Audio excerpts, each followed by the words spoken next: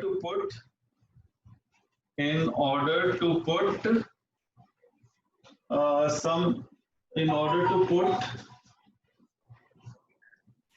a stationary object in order to put a stationary object into motion, in order to put a stationary object into motion, we should apply some effort. We should apply some efforts. We should apply some efforts. तो अगर हमें motion में लेकर आना है, then we should apply some efforts. ठीक है? And ये जब आप efforts apply करोगे, then these efforts can be muscular effort. So which can be a muscular effort, which can be a muscular effort. जैसे जो पैडलिंग होती है, pedalling of cycle is also done by muscular efforts. And with respect to the muscular effort, we must push or hit or pull an object. And with respect to it, we must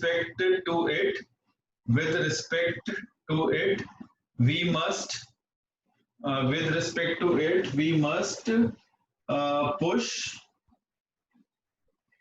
or hit or pull an object, So with respect to it, we must push or hit or pull an object, and this is what is known as force. This is called as force. Okay. तो जैसे अभी हमने देखा कि अगर हमें cycling चलाना है तो साइकिलिंग चलाने के लिए पैडलिंग करना पड़ेगा, और पैडलिंग करने के लिए आपको मस्कुलर एफर्ट देना पड़ेगा. जो आपके पैरों का मस्कुलर एफर्ट है उसको यूज करके आपको उसको पुश करना पड़ेगा और फिर पुल भी करना पड़ेगा, and then the cycle will move. So this phenomena is called as force. Alright, ये समझ आ रहा है बेटा? बिना फोर्स के क्या किसी ऑब्जेक्ट को आप मूव कर सकते हो एक प्लेस से दूसरे प्लेस पर बिना फोर्स अप्लाई किए? बिना फोर्स अप्लाई किए क्या हम किसी ऑब्जेक्ट को मूव करा सकते हैं? No sir. नहीं करा सकते ना. तो आपको ये याद रखना है, pushing no sir of object are basically ways of bringing an object into motion. तो हमें क्या याद रखना है? हमें ये याद रखना है कि pushing, PUSHING, pushing, then pulling and hitting of objects, pushing, pulling and hitting of objects, are always to bring objects in motion, are always to bring objects in motion. तो कभी भी हमें किसी ऑब्जेक्ट को मोशन में लाना है तो हमें उसको पुश करना पड़ सकता है, हमें उसको पुल करना पड़ सकता है, हमें उसको हिट करना पड़ सकता है. अगर ये तीनों एक्टिविटीज हम करेंगे तभी वो ऑब्जेक्ट मोशन में आता है. यहाँ तक चेक करो, यहाँ तो कोई डाउट है तो बताओ. यहाँ तो कोई प्रॉब्लम है? No sir. ओके. एंड पिछली कुछ क्लासेस में आपने ये भी देखा था कि फोर्स से हम मैग्नीट्यूड ऑफ वेलोसिटी भी चेंज कर सकते हैं. यानी कि फोर्स अप्लाई करके आप स्पीड बढ़ा सकते हो, स्पीड को घटा भी सकते हो, डायरेक्शन को भी चेंज कर सकते हो. And we also know that force can change the shape and size of the object. जैसे स्प्रिंग देखा आपने कभी? बॉल पेन में स्प्रिंग्स होते हैं, देखा बेटा स्प्रिंग? ये इस तरह का स्ट्रक्चर. स्प्रिंग को अगर दोगे तो क्या वो एक्सपैंड हो जाएगा? सर क्या? स्ट्रेच करोगे तो स्ट्रेच हो जाएगा? नो सर, आसानी से नहीं होगा सर. बेटा दोनों डिपेंड करता है. दोनों एंड खींचोगे तो हो जाएगा ना स्ट्रेच, और फिर उसके बाद अपनी पोजीशन दोबारा से ले लेगा, रीशेप हो जाता है. दोबारा से, और अगर आप ज्यादा स्ट्रेच करोगे तो रीशेप भी नहीं होगा। तो फिर आपको ये याद रखना है, जब भी आप इसमें अगर आप कोई भी फोर्स अप्लाई करोगे, एफर्ट्स अप्लाई करोगे, तो फिर ये अपनी शेप चेंज कर देता है। तो the force can also it can change the shape and size of object. जैसे बलून फुलाओ और बलून को फुलाकर टाई अप कर दो, टाई अप करने के बाद अगर आप दोनों पाम से उसको प्रेस करोगे तो क्या वो प्रेस हो जाएगा?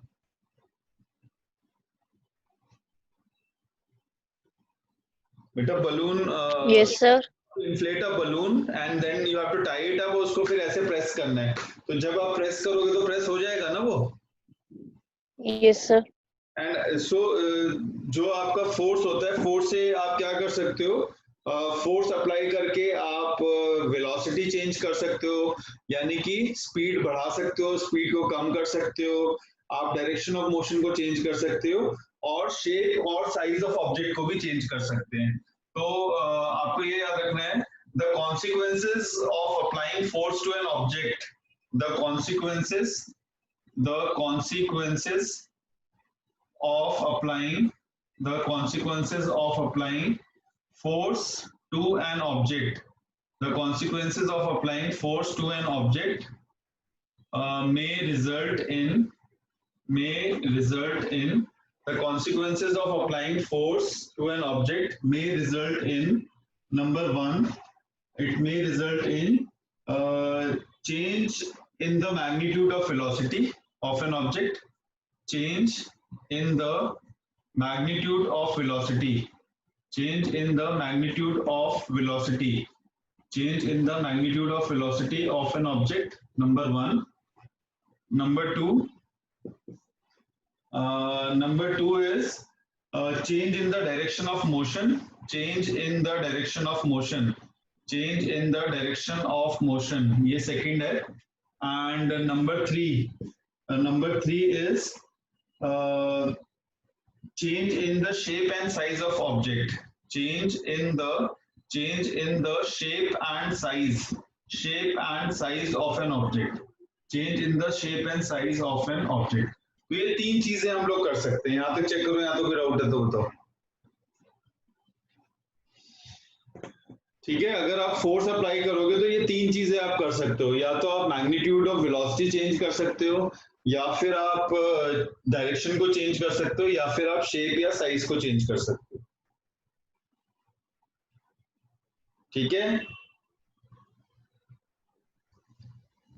Yes, sir. इसका कोई एग्जांपल बता सकते हो? Change in the magnitude of velocity of an object, force से इसका कोई एग्जांपल बता सकते हो? When you have changed the magnitude of velocity of an object. throwing a ball. Okay, या थ्रोइंग अ बॉल। अगर थ्रोइंग अ बॉल डिपेंड्स कि आप कितने फोर्स से थ्रो कर रहे हो, जितने फोर्स से थ्रो करोगे उतने फोर्स से ही वो आगे जाएगी। ठीक है? और अगर आप बेटा पैडलिंग करते हो, जैसे साइकिल में अगर आप पैडलिंग कर रहे हो, तो साइकिल में पैडलिंग करते टाइम अगर आप पैडल छोड़ दोगे थोड़ी देर के लिए, तो क्या वेलोसिटी बढ़ेगी? अगर हम थोड़ी देर के लिए पैडलिंग अवॉइड करते हैं, पैडलिंग नहीं करेंगे, तो क्या वेलोसिटी बढ़ेगी या कम होगी? कम होगी। कम होगी ना। और बहुत लाइक फ्रीक्वेंटली बहुत तेज पैडलिंग कर रहे हो तो क्या होगा? वेलोसिटी बढ़ेगी, वेलोसिटी बढ़ जाएगी। डायरेक्शन ऑफ मोशन चेंज कर सकते हैं हम लोग क्या फोर्स अप्लाई करके? जैसे आप साइकिलिंग कर रहे हो और आपको लेफ्ट मुड़ना है, तो वो तो अगर आप उसका हैंडल अगर मोड़ोगे नहीं तो वो क्या मुड़ जाएगी या सीधे जाएगी? सर सीधे जाएगी, है ना। तो जब तक आप फोर्स नहीं अप्लाई करोगे टुवर्ड्स लेफ्ट, अगर आपको लेफ्ट मुड़ना है, you have to apply force towards on the left hand side. So अगर आप लेफ्ट हैंड साइड में फोर्स अप्लाई करोगे तो ही वो लेफ्ट में जाएगी, otherwise it will go straight. Alright, and then change in the shape and size of an object. जैसे let us say अगर हम लोगों ने 1 किलोग्राम ऑफ रसगुल्ला मंगाया इंस्टीट्यूट में, और आपको मैंने बोला you have to take 2 piece, तो उसकी शेप माउथ में जाके चेंज हो जाती है, पूरा का पूरा अंदर चला जाता है? सर माउथ में जाके चेंज हो जाती है। चेंज हो जाती है ना. If you are going to chew it then it will change it shape. और च्यू करने के लिए बेटा फोर्स लगाना पड़ेगा. जब आप फोर्स लगाओगे then the shape can be distorted. Shape distort हो जाएगी और फिर इजीली आप उसको च्यू कर सकते हो. ऑलराइट. तो ये तीनों ही पैरामीटर्स हैं. These are the consequences of applying force. जब हम फोर्स अप्लाई करेंगे या तो मैग्नीट्यूड ऑफ वेलोसिटी बढ़ेगा या कम होगा, या फिर डायरेक्शन चेंज होगी, या फिर शेप या साइज ऑफ ऑब्जेक्ट भी चेंज होगा. यहाँ तक देखो. यहाँ तो कोई डाउट है तो बताओ.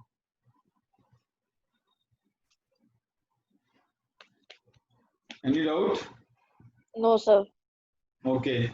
अब ये बेटा अगर मान लो आप, जैसे मैंने बोला कि यहाँ पे ये एक ब्लॉक रखा है मैंने. ये काफी भारी टेबल है और इस टेबल को हमने रख दिया. ठीक है, एक जगह पे ये टेबल रखा हुआ है और एक स्टूडेंट को मैंने बोला कि आप यहाँ से इसको पुश करो. यहाँ से फ्रॉम राइट टू लेफ्ट आपको पुश करना है, राइट टू लेफ्ट. और ये इस बच्चे को लेफ्ट टू राइट पुश करना है. तो देयर आर टू स्टूडेंट्स. इसको लेफ्ट टू राइट पुश करना है, लेफ्ट टू राइट. तो जब आप इसको पुश करोगे, ठीक है, जब आप इसको पुश करोगे और दोनों इक्वल फोर्स लगा रहे हैं, if both are applying equal force, if both the students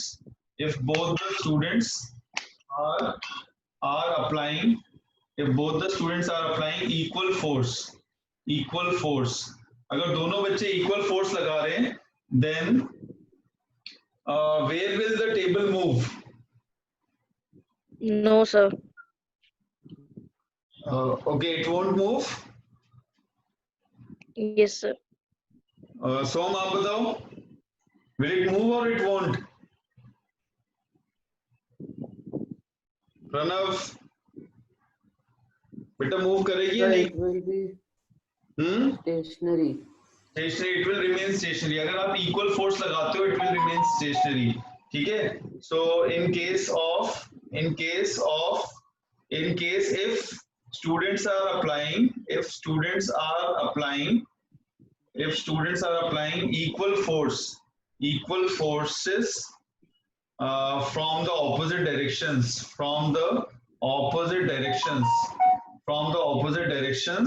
then the table will remain stationary.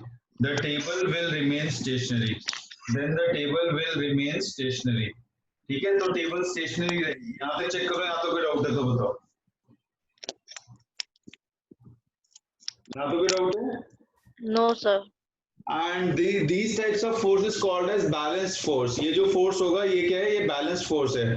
तो अगर आपने equal amount of force लगाया from both the direction, then the type of force is called as balanced force. Okay. And in case of balanced force, there is no net movement. तो आपको ये याद रखना है. This type of force is called as balanced force. This type of force is known as balanced force. It is called as balanced force. And in this case, there is no net movement. और इस case में net movement 0 होता है. There is no net movement. Okay. यहाँ तो कोई yes sir. और अगर बाई चांस आपको यहाँ पे फोर्स थोड़ा ज्यादा लग रहा है और लेफ्ट साइड से कम लग रहा है, then what will happen? Sir right की तरफ पुश करेगा. राइट की तरफ पुश करेगा. सो आपको ये याद रखना है, जब भी अनइक्वल अमाउंट ऑफ फोर्स होगा, then the object will move in that direction जिस डायरेक्शन से ज्यादा फोर्स लग रहा है. मतलब जिस डायरेक्शन के लिए ज्यादा फोर्स लग रहा है उस डायरेक्शन में मूव करेगा. तो इसमें आपको याद रखना है, if you apply the equal force from both the sides, then such forces are balanced and there is no net movement. या फिर ऑब्जेक्ट मूव नहीं करता है. एंड फिर हमें ये याद रखना है, if the two opposite forces are of different magnitude. Second case में हमें ये याद रखना है, if the two opposite forces are of different magnitude. If the two opposite forces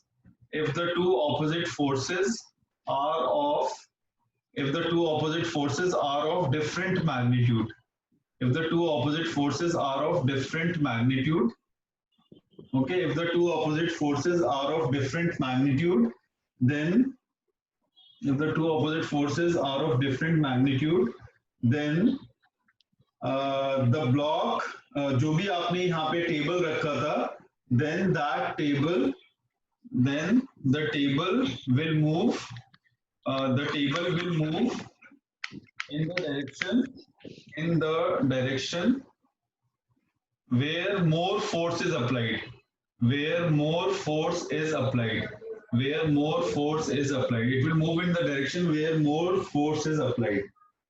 यहाँ तक देखो बेटा, यहाँ तो कोई डाउट है?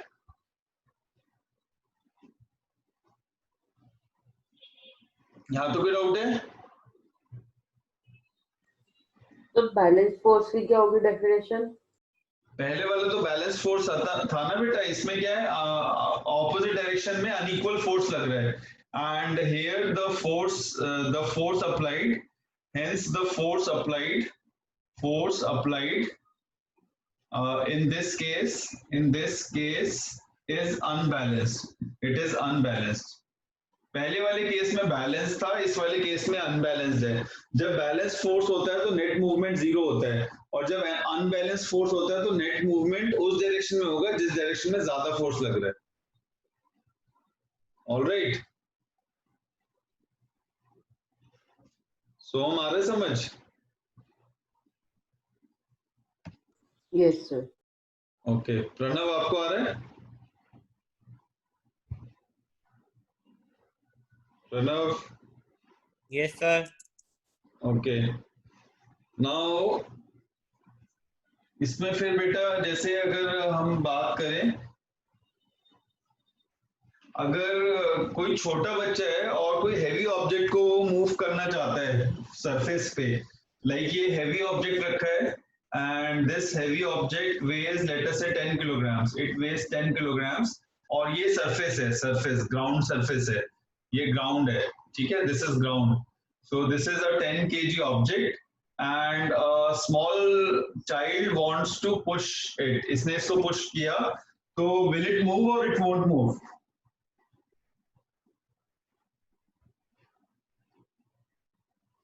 अगर ये छोटा बच्चा इसको पुश करेगा तो क्या ये मूव करेगा ऑब्जेक्ट या नहीं करेगा? No, sir.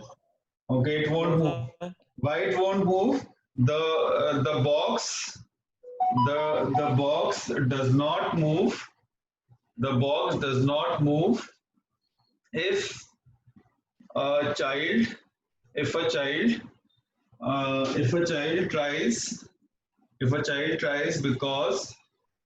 because of friction acting in opposite direction of push, because of friction acting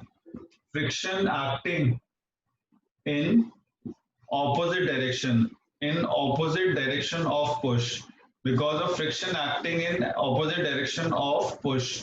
तो इसमें बेटा क्या होता है, आप अगर इसको इस तरफ पुश करोगे ना तो फ्रिक्शन ऑपोजिट डायरेक्शन में इसको पुश करता है, जो फ्रिक्शन होता है वो ऑपोजिट डायरेक्शन में पुश करता है, तो फ्रिक्शन उसको मूव नहीं होने देता है.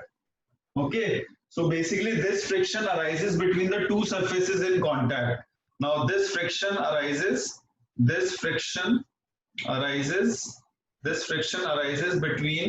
the two surfaces in contact, this friction arises between the two surfaces in contact. तो ये दो सरफेस के बीच में फ्रिक्शन लगता है, and it is between the bottom of the box and floor's rough surface. तो ये जो सरफेस कांटेक्ट में कौन से आ रहे हैं? बॉटम ऑफ द बॉक्स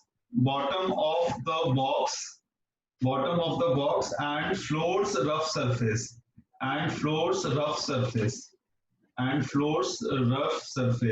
तो यहाँ पे जो दो कांटेक्ट में आ रहे हैं सरफेसेस वो कौन से हैं? एक तो बॉटम ऑफ बॉक्स है और एक फ्लोर का रफ सरफेस है. यहाँ तक देखो बेटा, यहाँ तो कोई डाउट है?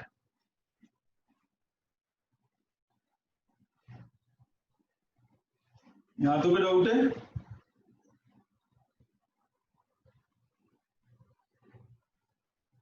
Any doubts? No sir. तो जब भी आपको पुश करना है तो आपको ये याद रखना है, in order to push an object, okay, in order to push an object, The children should push the box harder. The children should push the box harder. The children should push the box harder. The children should push the box harder, so that the force becomes bigger than the frictional force. So that the force become bigger than frictional force. Bigger than frictional force.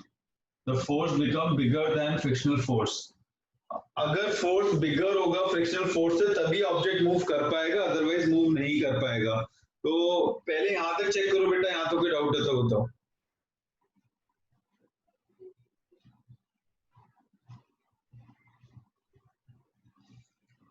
यहां तो कोई doubt है? तो ये तो लिखा आपने bigger than frictional force. It will become bigger than frictional force.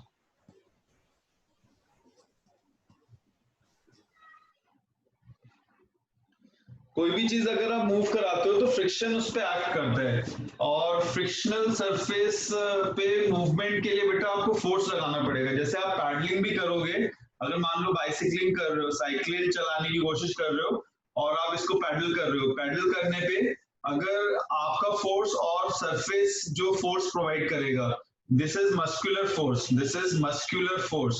Okay, muscular force. और ये फ्रिक्शनल फोर्स है, ये फ्रिक्शनल फोर्स है. तो अगर मस्कुलर फोर्स और फ्रिक्शनल फोर्स बैलेंस होगा तो आप मूव नहीं कर पाओगे. मतलब अगर muscular force is equal to frictional force है, it is equal to frictional force, the cycle will not move forward. The cycle will not move forward. It will not move forward. Okay, अगर muscular force less than frictional force है, the cycle will not move forward. और अगर muscular force greater than frictional force है, then the cycle will move forward. Then the cycle will move forward.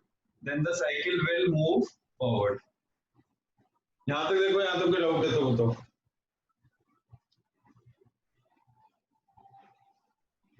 यहां तक बेटा कोई doubt है?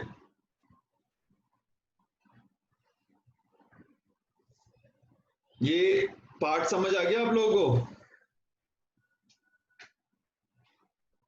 अगर ये मार्कर हाथ में रखा हो और हमने इसमें फोर्स अप्लाई नहीं किया तो ये ऐसे ही रुका रहेगा.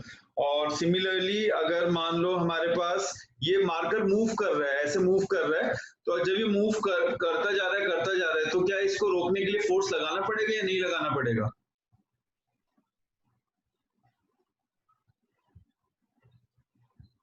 जैसे आप साइकिलिंग करते हो, तो साइकिलिंग कर रहे हो तो पैडलिंग करते जा रहे हो. जब आपको साइकिल रोकनी है तो उसके लिए क्या आपको फोर्स अप्लाई करना पड़ेगा या नहीं करना पड़ेगा? यस सर, करना पड़ेगा ना. तो बेटा फर्स्ट लॉ ऑफ मोशन इसी से रिलेटेड है. फर्स्ट लॉ ऑफ मोशन क्या कहता है? It says that, first law of motion says that an object remains in a state of rest. An object remains in a state of rest. An object remains in a state of rest.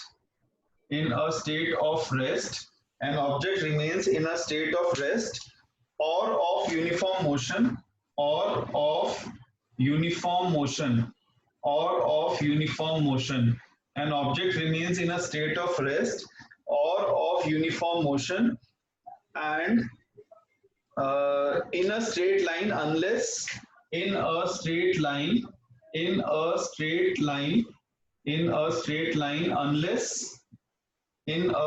line unless compelled to change that state by an applied force. Unless a force is applied.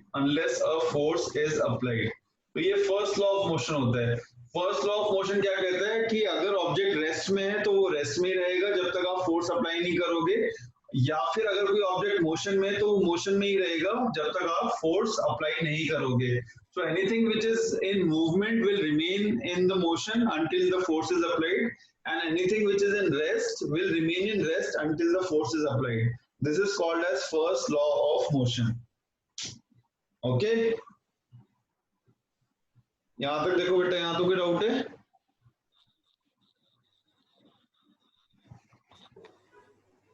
No sir. Okay